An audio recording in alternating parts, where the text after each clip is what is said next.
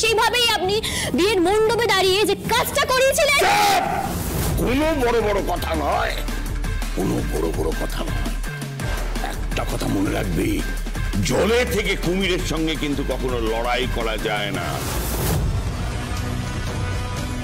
তোর ওই জলে কুমির হলো আমাদের পিতৃ, আর ড্যাঙায় ড্যাঙার বাঘ হলো আচল মুখার্জি। মনে রাখবে। এটাকে জঙ্গলের রাজত্ব বানাবেন না মনসাদা। কে?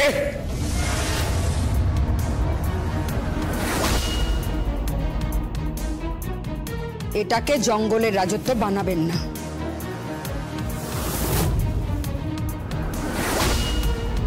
আর যদি বানিয়েও থাকেন, একটা কথা মাথায় রাখবেন, জঙ্গলে শুধু বাঘ আর কুমির থাকে না, আরো অনেক প্রাণী থাকে। আর তারা যদি সবাই একসঙ্গে আপনাকে আক্রমণ করে না, আপনার বুড়ো হাড়ের একটাও কিন্তু বাকি পড়ে থাকবে না, এই বলে দিলাম। পারুল, তুই আমার সঙ্গে হুমকির সুরে কথা বলছিস? হ্যাঁ বলছি। চলে যান, চলে যান এখান থেকে। এই যে শাড়িগুলো দেখছেন, এগুলো শুধু শাড়ি নয়, শুধু সুতো নয়, শুধু থান নয়, এগুলো আমার মেয়েদের স্বপ্ন, এই জমিন হাঁটার স্বপ্ন। শোলক শাড়ি কোম্পানি বানাবে, আর এই যে শাড়িগুলো দেখছেন, এগুলো সব শহরের মেলাতে যাবে। আমার মেয়েদের শাড়ি বিদেশে যাবে, আপনি দেখে নেবেন। তাহলে তুই আমার কথা শুনবি না? না, শুনবো না, শোনার কোনো প্রশ্ন নেই। আপনি ভবিষ্যতে কোনোদিন আমার বাড়ির দরজার ভেতরে ঢুকবেন না। যান, যান এখান থেকে।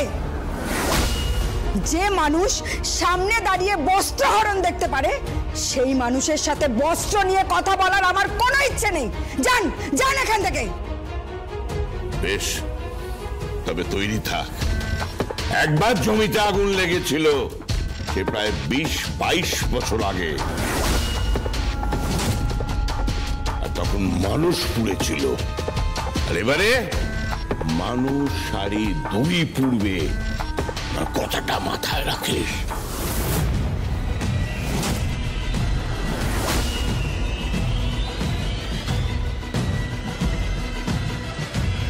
দাঁড়ান,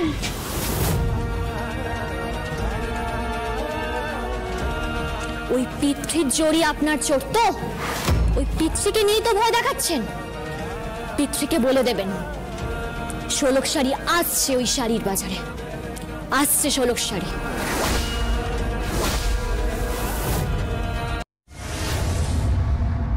এসো, এসো বৌমা, এসো, এসো। এই দেখো,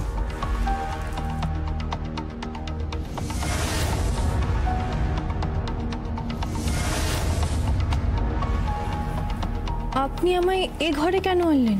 বারে, তোমায় নিয়ে আসবো না? আরে এই ঘরে তো সবকিছু রয়েছে। নতুন বউকে সাজিয়ে গুছিয়ে ভাত কাপড়ের অনুষ্ঠান করতে হবে না? এই দেখো,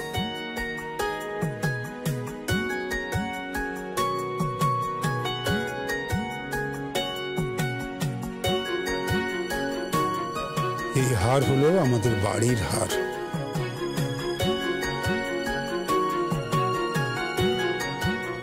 এই হার থাকে এ বাড়ির বউয়ের গলায়, এতদিন প্রিয়দর্শিনীর গলায় ছিল, আজ থেকে এই হার তোমার গলায় থাকবে। তোমাকে সোনা দিয়ে মুড়িয়ে দেবো আমরা। এই হার তোমার গলায় পরিয়ে তোমাকে সাজিয়ে গুছিয়ে কালকে ভাত কাপড়ের অনুষ্ঠানে নিয়ে যাব। তুমি না এবারই সোনার টুকরো বউ। এই না,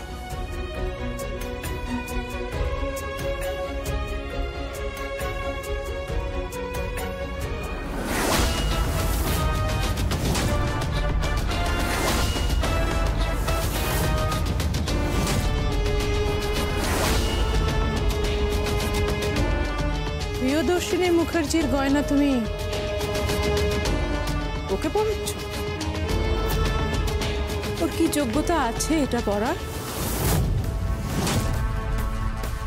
বাঁদরের গলায় মুক্তোর মালা তো শুনেছি, কিন্তু আদিত্য একজন দিনমজুরের গলায় এইরকম একটা দামি নেকলেস, না আমি কখনো দেখিও নি, কখনো শুনিও নি। আচ্ছা সিরিয়াসলি বলো তো, তোমার কি মস্তিষ্ক বিভ্রম ঘটেছে? না নইলে তুমি প্রিয়দর্শিনী মুখার্জির গয়না ওকে পরাতে? বলো কি এই করতেই তো এখানে এসেছো, যাতে এই লোকটার মাথা মুড়িয়ে যা ইচ্ছে নিয়ে নিতে পারো? বাড়ি গাড়ি গয়না গাটি টাকা পয়সা সব যা চাইবে তাই। এরপর আর কি চাই বলো? পার ইন্ডাস্ট্রির মালকিন হতে চাও, তাই?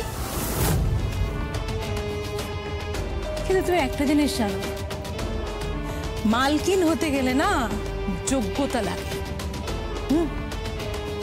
যোগ্যতা। জুতো সোনার হলেও তাকে পাই পড়তে হয় শোনো, আর তুমি তো নকল সোনা।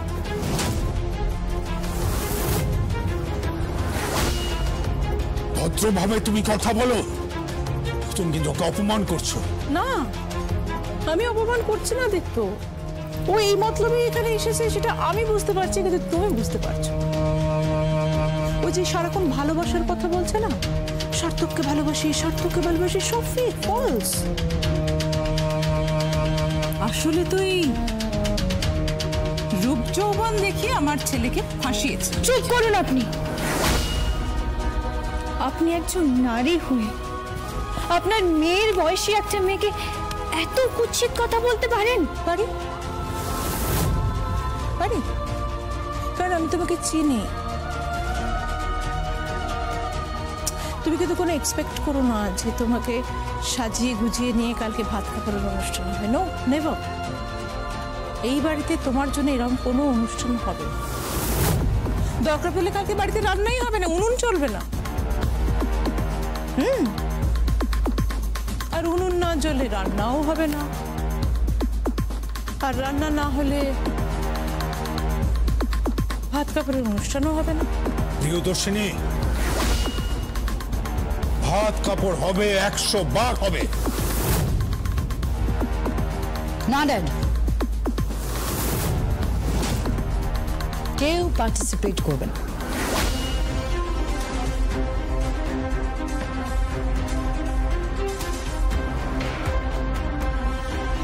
এই বাড়িতে কারোর ক্ষমতা নেই কালকে ভাত কাপড়ের অনুষ্ঠান করবে। আর শোলক, শোনো, তোমার কপালে ভাত কাপড়ের দায়িত্ব নেওয়ার মতো কেউ নেই। আমি আছি।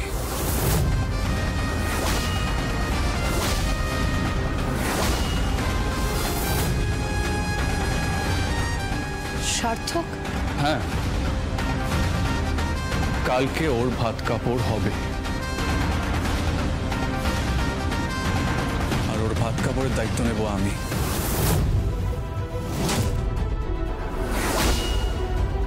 তুমি কি ক্ষমতা আছে তোমার? টেল মি না, কি ক্ষমতা আছে তোমার? তুমি আমাদের কোম্পানির একটা পার্ট মাত্র, এই বিজনেসের একটা ছোট্ট পার্ট। কাল যদি তোমাকে কোম্পানি থেকে বের করে দেওয়া হয়, তোমার আর কি ক্ষমতা আছে সার্থক? না বলো আমাকে, তুমি তো মেয়েটাকে কথা দিচ্ছ না যে ওর ভাত কাপড়ের দায়িত্ব নেবে, তখন কি করে কি করবে? ও ওর সঙ্গে থেকে তো তুমি মজুরির কাজ করবে, শাড়ি বিক্রি করবে, মুটেদের মতন করে মাথায় ঝাঁকা নিয়ে যাবে, এইসব করবে, এইসব করে ওর দায়িত্ব নেবে।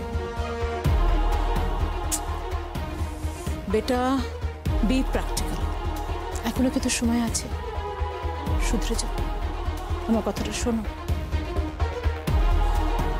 তোমার ভালোর জন্যই বলছি। আর যাই করো, এই লোকটার কথা ওঠা বসা করো না। এই মানুষটা নিজের লাইফে কিন্তু সম্পূর্ণ ব্যর্থ, একটা ওয়ার্কলেস লোক। প্রিয়দর্শিনী, প্রিয়দর্শিনী, ভদ্রভাবে কথা বলো প্লিজ, ভদ্রভাবে কথা বলো। ঠিকই তো বলেছে, ভুল তো কিছু বলেনি। আপনি একটি ওয়ার্থলেস, অপদার্থ। আপনার পরিচয় শুধু আপনি প্রিয়দর্শিনী মুখার্জির স্বামী। আচল মুখার্জির বাবা আর গায়ত্রী দেবীর জামাই। ওদের ছাড়া আপনি একটি বিগ জিরো। ঠিক আপনার এই ছেলের মতো।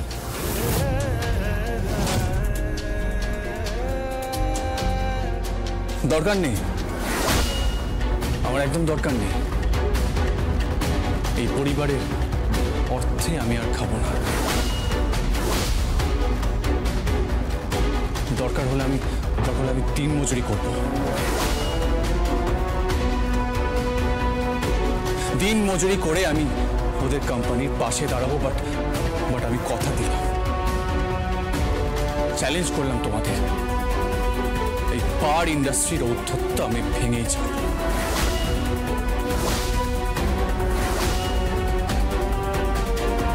তুমি ভাঙতে চাইলেও ও তোমাকে ভাঙতে দেবে না।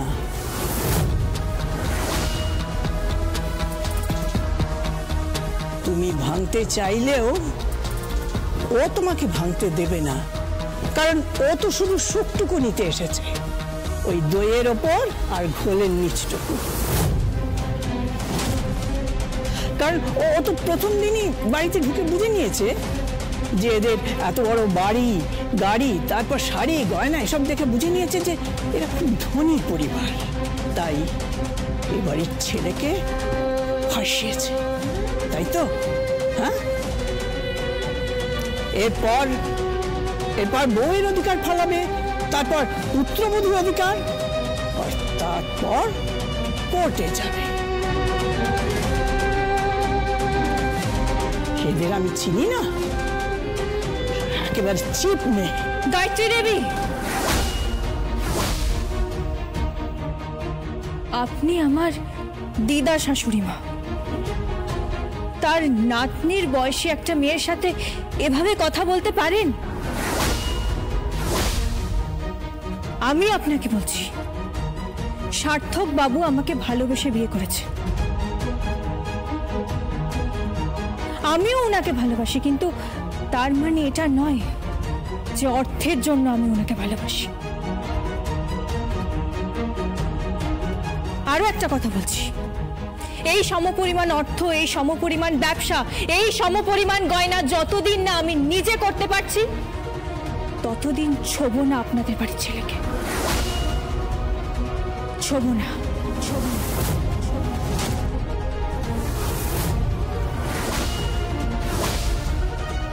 শোলক, তুমি কি বলছো বৌমা? হ্যাঁ, ছোবো না, আমি আপনাকে প্রতিশ্রুতি দিচ্ছি।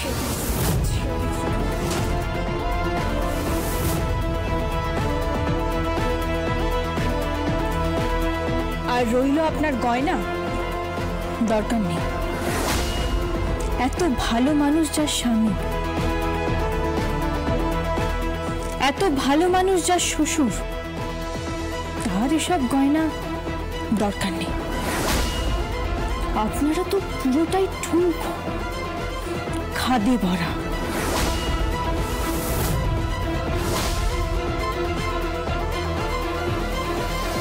এত স্পর্ধা, বিশ্বাসই হচ্ছে না।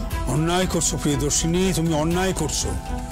কথার পেঁচে ফেলে একটা মেয়ের মুখ থেকে যা তুমি বার করবার চেষ্টা করছো, একদম ঠিক করছো না, ভুল করছো এটা তুমি। ও যা করছে করতে দিন, কত জন্ম লাগবে তার তো ঠিক নেই, এক জন্মে তো হবে না। এই জন্মেই আনবে, আর সেটাও নিজে করে দেখাবে। শাড়ির মার্কেটে ও একটা বিপ্লব আনবে, বিপ্লব। এটা আমি কথা দিলাম, আর পার ইন্ডাস্ট্রিকে পেছনে ফেলে দেবে, না হলে আমার নাম সার্থক মুখার্জি নয়। কথা দিলাম। অনেক কিছু বললে প্রিয়দর্শিনী, অপদার্থ, ওয়ার্থলেস, বিগ জিরো, কিন্তু একদিন দেখো যে অপদার্থ মানুষটার পায়ের কাছে তোমাদেরকে পড়তে হবে। এই বিগ জিরোর পায়ের কাছেই তোমাদেরকে পড়তে হবে। টাকা পয়সা, সোনা দানা, সম্পত্তি, এগুলো জীবন নয় প্রিয়দর্শিনী। জীবন দাঁড়িয়ে থাকে শুধু সম্পর্কের উপর, যা তুমি সারা জীবনেও বুঝতে পারবে। তোমার চোখে মুখে লোভ আর ঔদ্ধত্যের ঠুলি পড়ানো রয়েছে। Very sad Priyadarshini, very sad. Rubbish.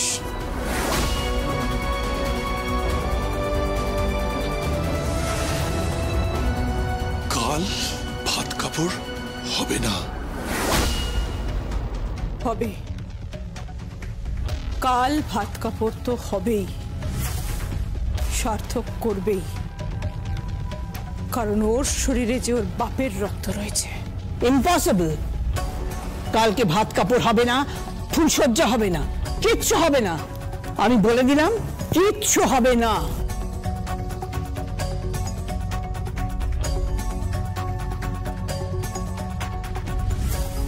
মেয়েটাকে সরিয়ে দাও এই বাড়ি থেকে, কলকাতা থেকে।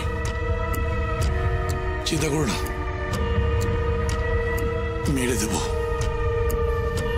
একটা ছোট্ট ইনসারশন যাবে, মুখার্জি বাড়ির বউ মারা গেছে, আর এই বাড়ি আলো করে আসবে রানী। রানী আসবে।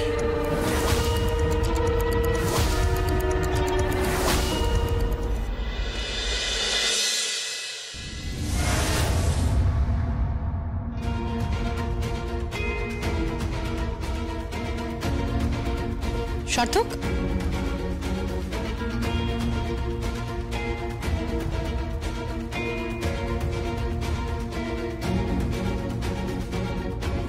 কোথায় যাচ্ছ? এটা কি শাড়ি কোত্থেকে পেলে? কাকে দেবে? কার জন্য এনেছো? শোলকের জন্য। আজ তো ভাত কাপড়ের অনুষ্ঠান, ও শাড়ি পরবে, সেজে গুজে বেরোবে। তা তুমি কি করে শাড়িটা কিনলে সার্থক? কি দিয়ে কিনলে? তোমার তো ক্রেডিট কার্ড, ডেবিট কার্ড, যা যা আছে সবকিছু আমি সরিয়ে দিয়েছি। জানি তুমি এতটাই নিচে নামতে পারো। সার্থক, ভুলে যাও না আমি কিন্তু তোমার বড় দিদি হই। হ্যাঁ, আর তুমিও ভুলে যেও না আমি তোমার ছোট ভাই হই। নাহলে ভাইয়ের সাথে যে ব্যবহারটা করছো না, সেটা কোনো শত্রুও করে না। দাঁড়াও, কত টাকা দাম এই শাড়িটার? 1200। 1200 টাকার শাড়ি পরে মুখার্জি বাড়ির বউ ভাত কাপড়ে বসবে? বাহ, ভেরি গুড, ভেরি গুড। আসলে কি বলতো ব্যাপারটা সার্থক, যার যেটা ক্লাস, তাই না? ধীরে ধীরে দেখছি তুমি মুখার্জি বাড়ির ছেলে থেকে ক্রমশ একটা মজুরের বর হয়ে উঠছো। দেখো আবার দিন মজুরি করা শুরু করো না কিন্তু। হ্যাঁ, দরকার হলে তাই করব। আমার স্ত্রীর পাশে দাঁড়াবো, ওর সাথে কাঁধে কাঁধ মিলিয়ে একসাথে লড়াই করব, কারণ আমি ওকে ভালোবাসি। ব্যাস, দ্যাটস ইট। আমার চাই না সব ঘর দোয়ার বাড়ি গাড়ি, আমার কিচ্ছু চাই না। চিন্তা করো। দাঁড়াও,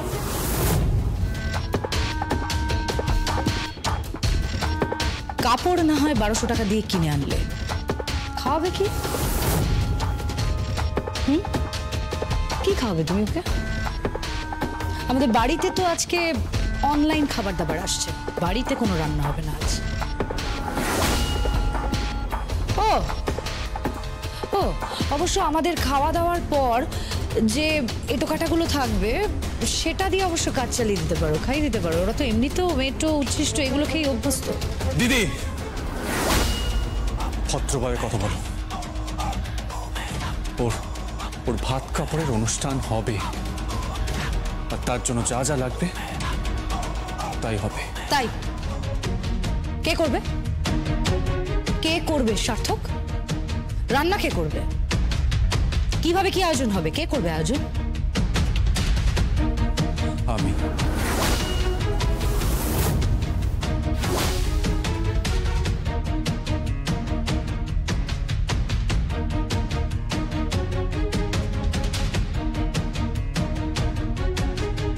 আমার ছেলেটাকে দেখেছো? পুরোপুরি বদলে গেছে। একটা মজুরের মেয়ের জন্য, ওই শোলকের জন্য ওর এই এত ভালোবাসা আমি মানতে পারছি না। সারাক্ষণ শুধু ভাবছি কি করে হলো, মানে কোথা থেকে কি হয়ে গেল। আমার সবচেয়ে ভালোবাসার মানুষ, আমার সবচেয়ে ভালোবাসার পাত্র, আমার সন্তান, সে বদলে গেল। কি করে বদলে গেল? কি করে বদলে গেল? আমি কিছুতেই ভাবতে পারি না। ইমোশনাল ডায়লগ বলে কোনো লাভ নেই দিদি।